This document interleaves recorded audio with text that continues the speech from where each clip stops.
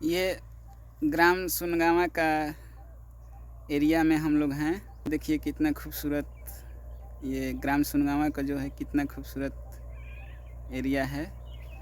और ये जो हैं एक ग्राम सुनगावा के ही हैं।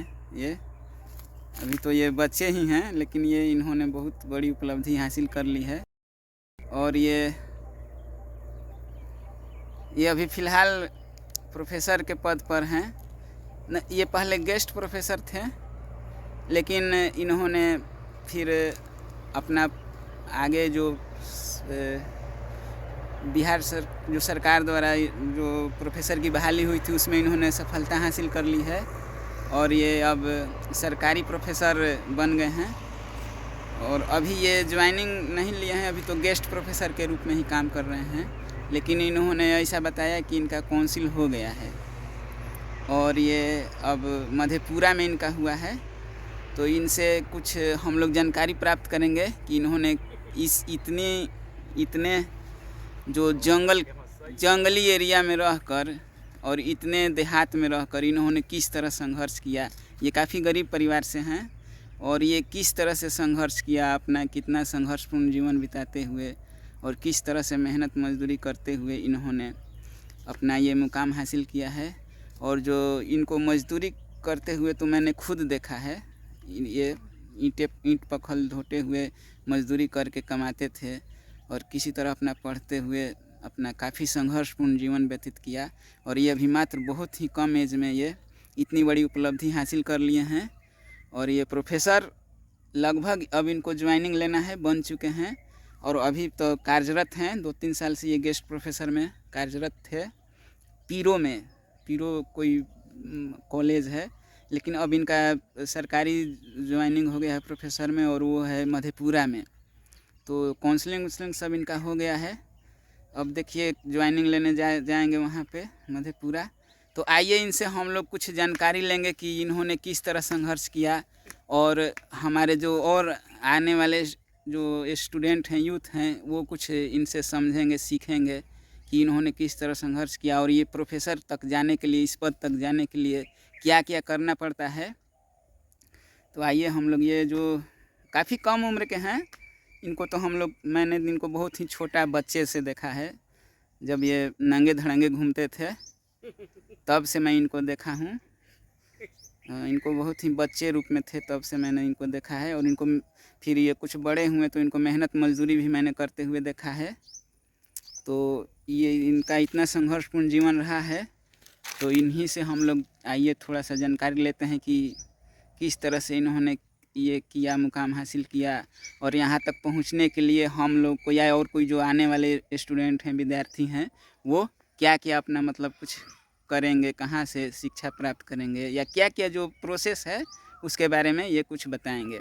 देखिए ये कितना खूबसूरत जो गांव है इनका, सुनगावा जो ग्राम है, काफ़ी खूबसूरत गांव है, लेकिन अविकसित गांव है। और इस गांव में ये पहले ऐसे व्यक्ति हैं जो प्रोफेसर बने हैं। इस गांव में स्कूल में प्राथमिक शिक्षक, मध्य विद्यालय में शिक्षक, हाई स्कूल में शिक्षक भी हैं, लेकिन अभी तक इस गांव में कोई प्रोफेसर नहीं था और इन्होंने ऐसा मुकाम हासिल किया और वो भी काफ़ी कम एज में। अभी तो ये बहुत ही कम उम्र के अभी बच्चे जैसा ही हैं, लेकिन इन्होंने ये अपना मुकाम हासिल कर लिया।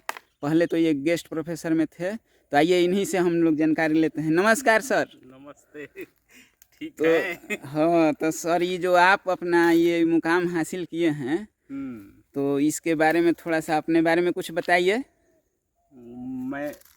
मेरा नाम वीरेंद्र पासवान है। मैं ग्राम सुनगावा का निवासी हूँ।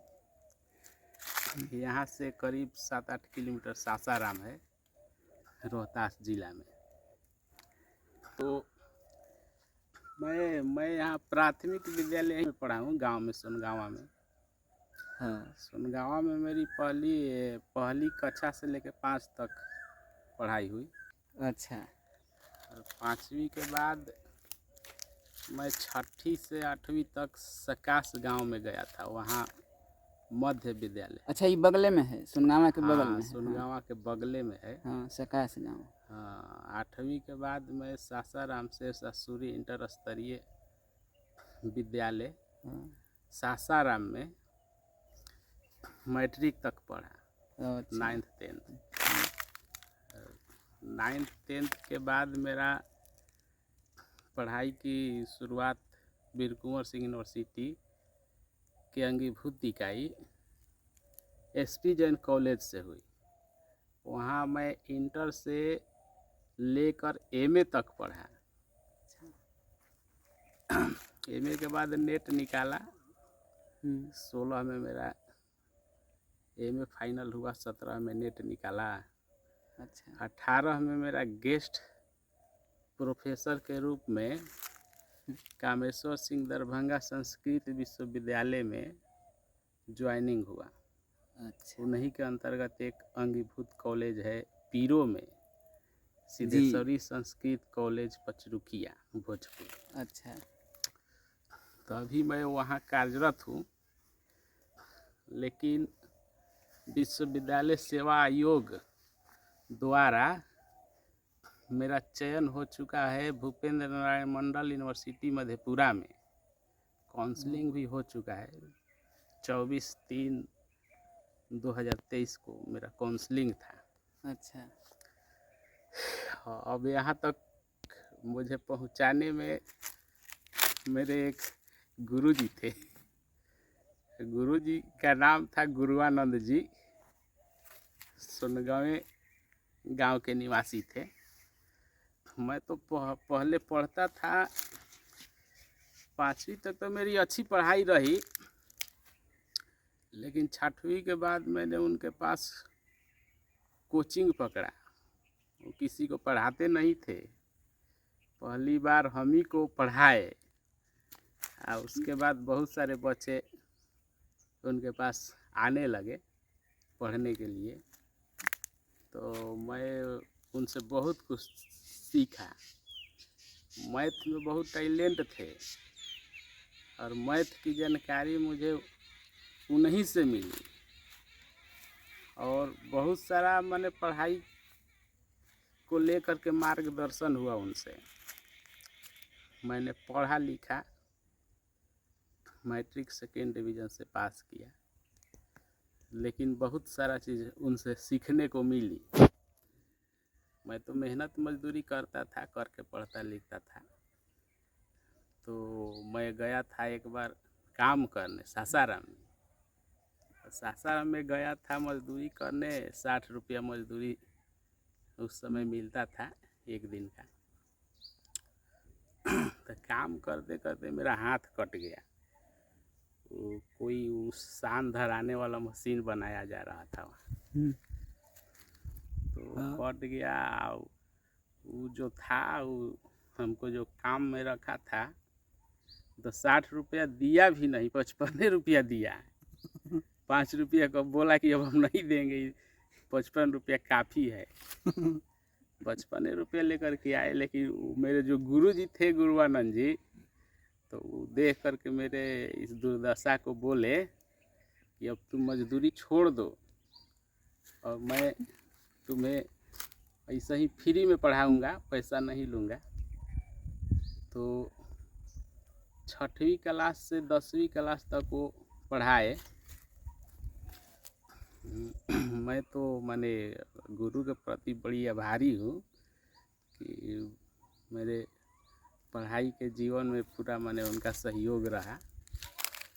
उसके बाद मैंने मैट्रिक का मैंने 2008 में परीक्षा दिया था। उसके बाद इंटर मेरा 2010 में हुआ। 2010 के बाद 2013 में मेरा BA हुआ। और 2013 के बाद 13 से 15 तक सेशन था MA का, लेकिन यूनिवर्सिटी कुछ लेट कर दी। इसके वजह से रिजल्ट 2016 में आया MA का, और मैंने 17 में नेट कर लिया। तो इस पढ़ाई के लिए मैं अपने सभी गुरुजनों का आभारी हूँ। मार्गदर्शन गुरुजनों से मिलता रहा है। और मैं SP जैन कॉलेज में पढ़ने के लिए इंटर से ही जाता था, लेकिन इंटर में उतनी पढ़ाई होती नहीं थी। लेकिन BA से MA तक मेरे गुरुजन क्लास लेना शुरू कर दिए थे, हम भी पढ़ने जाते थे। उसमें गांव के एक दो लोग और थे, तो उसमें मैं भी जाता था। और हमको मेरे वो Rajendra sir ji, Mrityunjay sir, Roshan sir, Gurucharan sir, Devendra sir और देवदास टेम्भरे, इन्होंने सभी गुरुजनों ने क्लास लिया, पढ़ाए, मार्गदर्शन किए। टेम्भरे सर उस समय विभागाध्यक्ष हुआ करते थे। ये लोग काफ़ी आप सहयोगात्मक रवैया रखे थे। हाँ हर तरह की आपको जानकारी प्रदान करते थे ये लोग। हाँ, अच्छा, इन लोगों से हमें बहुत कुछ सीखने को मिला। बताए भी, और नेट के लिए गुरुजन ने ही बताया कि आप नेट की तैयारी कर सकते हैं। उच्च शिक्षा के लिए आप नेट की तैयारी करिए, आगे के लिए प्रोफेसर में आपका चयन हो सकता है, आप इस तरह से पढ़ेंगे तो। मैंने गुरुजनों का ये रास्ता अपनाया और आज मैं सफलता हासिल कर चुका हूँ।